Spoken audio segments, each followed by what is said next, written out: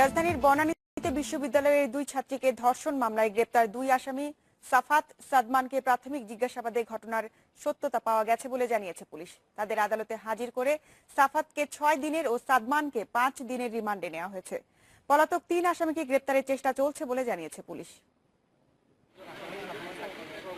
সিলেটে গ্রেপ্তারের পর দুই আসামি সাফাত আহমেদ ও সাদমান সাকিবকে শুক্রবার ভোরে মিন্টু রোডের ডিবি কার্যালয়ে আনা হয়।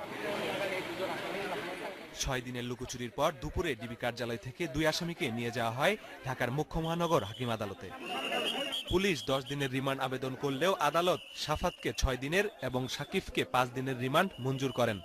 আমরা শুনানি করেছি এবং উভয় পক্ষ শুনে 1 নম্বর আসামি তাকে 6 দিনের রিমান্ড দিয়েছে, মঞ্জুর করেছে এবং আরেকজন যে আসামি তার 5 দিনের রিমান্ড মঞ্জুর করেছে। 1 এবং 2 নম্বর আসামি দুজনকে ধর্ষণ করছে, তার সম্পর্কে ধর্ষণের কথা পুলিশ প্রশাসন নাই, এজাহারও নাই। আমরা এটার উপর শুনানি অন্তে বিজ্ঞতারা সন্তুষ্ট হইয়া আমার আসামির 5 দিনের রিমান্ড মঞ্জুর করেছে। এর আগে মিন্টো রোডে ডিএমপির মিডিয়া সেন্টারে এক সংবাদ সম্মেলনে ঢাকা মহানগর পুলিশের যুগ্ম কমিশনার কৃষ্ণপদ রায় জানান, গ্রেপ্তার দুই আসামিকে প্রাথমিক জিজ্ঞাসাবাদে ঘটনার সত্যতা পাওয়া গেছে।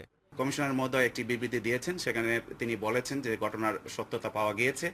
আমরাও তদন্ত আসামিদের প্রাথমিক জিজ্ঞাসাবাদে যে জিনিসটা পেয়েছি ঘটনা প্রাথমিকভাবে সত্য বলে প্রতীয়মান হয়েছে।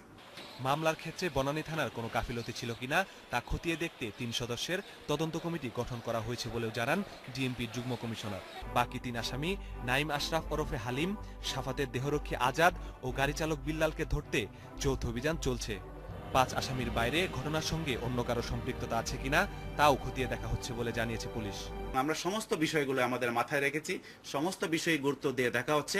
এফআইআর প্রদত্ত জবানবন্দি, যে ইস্যুসগুলো আসছে, ভিডিও করেছে কিনা, অস্ত্র ব্যবহৃত হয়েছে কিনা, সেগুলো আমাদের মাথায় আছে এবং এগুলো নিরসন করার জন্য আমরা কাজ করছি এবং আমরা আশা করছি তদন্তের ধারাবাহিকতা এই প্রশ্নগুলোর উত্তর আমরা পেয়ে যাব। মামলার পর থেকে বিভিন্ন জায়গায় পালানোর চেষ্টার পর সবশেষ সিলেটের মদিনা মার্কেটের পাশে এক প্রবাসীর বাড়িতে ওঠেন দুই আসামি সাফাত ও সাকিব। বৃহস্পতিবার রাতে ওই বাড়ি থেকে তাদের গ্রেপ্তার করে পুলিশ।